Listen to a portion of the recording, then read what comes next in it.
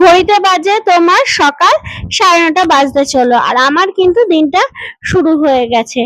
আগে অবশ্য ঘর-টর মোছা, বিছানা তোলা তো হয়ে গেছে। আর তারপরে ঘর থেকে বেরিয়ে দেখি যা কিন্তু অলরেডি সবজি কাটতে বসে পড়েছে, সাথে শ্বশুরমশাইও রয়েছে। আর বাইরে বেরিয়ে দেখি আমাদের অংশুবাবু গাড়ির মধ্যে উঠে স্কুটি চালানোর চেষ্টা করছে। তো ঘরে আসলাম, ঘরে এসে তোমার সকলের জন্য মানে মা, আমার আর ইতির জন্য চা বসিয়ে দিলাম। চাটা বসিয়ে ইতিকে চাটা দিয়ে আসলাম, আর তারপরে আমি বসে পড়লাম মন দিয়ে চাটা খেতে। চাটা খেয়েই আবার অবশ্য ছুটে চলে গেছিলাম মেয়েকে আনতে। এই দেখো নাইটিগুলোর প্রিন্টটা কি সুন্দর না? তো এগুলো নিয়ে না আমাদের মেয়ের স্কুলের সামনে সব বসে, তাই দেখছিলাম। তো এই তোমার এই প্রিন্টের নাইটিটা আমার খুব পছন্দ হয়েছিল, কিন্তু বেশি হাত কাটা বলে আর নেয়নি।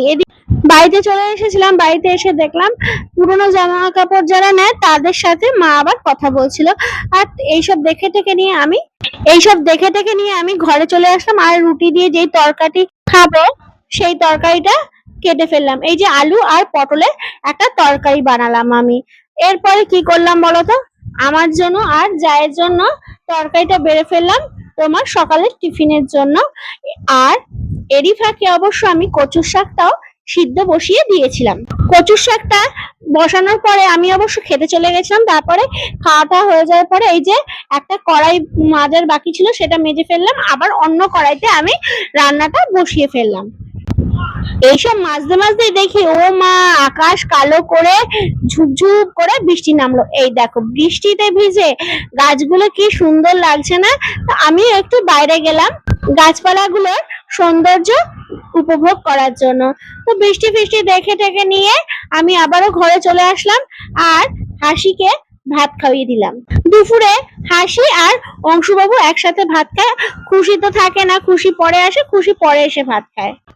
ওদেরকে ভাত খাওয়ানো হয়ে যাওয়ার পরে আমার কিন্তু ওলের যে তরকারিটা সেটাও হয়ে গেছিল। এইসব রান্না ঠান্না হয়ে যাওয়ার পরে আমি স্নান করে আসলাম। স্নান ঠান সেরে আসার পরে আমি চলে গেলাম বজরংবলীকে দিতে। বজরংবলীকে দেওয়ার পরে আমি দেখলাম যে ঘরের অবস্থা খারাপ, মানে হাসির আন্টি পড়িয়ে তো চলে গেছে, কিন্তু আমার মেয়ে গোছায়নি বইগুলো। তা আমি বললাম চল আমরা দুজনে মিলে বই খাতাগুলো গুছিয়ে ফেলি। তারপর দুজনে যথারীতি বই খাতা গুছাচ্ছিলাম, এরই ফাঁকে হাসির বাবা হাসিকে একটা আইসক্রিম দিয়ে গেল। আমি বললাম তুই কিন্তু এই আইসক্রিমের থেকে আমাকে দিবি। ও বলে আচ্ছা ঠিক আছে মা। তারপর বই খাতা গুছিয়ে নিয়ে ভাত খেলাম, ভাত খেয়ে ঝাল লেগেছিল। তারপরে এই সন্দেশটা নিয়ে বসে পড়েছিলাম খেতে। সন্দেশ তো খাচ্ছিলাম, তার ফাঁকে হাসিকে অর্ডার করলাম, এই মনা তুই কিন্তু বালিশগুলো ওপর থেকে নামা, এবার তো শুতে হবে। মেয়ে আমার আজ্ঞাকারী, সেই জন্য বালিশটা নামিয়ে দিল। তারপরে মেয়ের সাথে একটু খুনসুটি করে আমি আজকের ভিডিওটা এখানেই শেষ করলাম। তো সকলে তোমরাই ভালো থেকো আর সুস্থ থেকো, আর আমার পাশে এভাবেই তোমরা থেকো।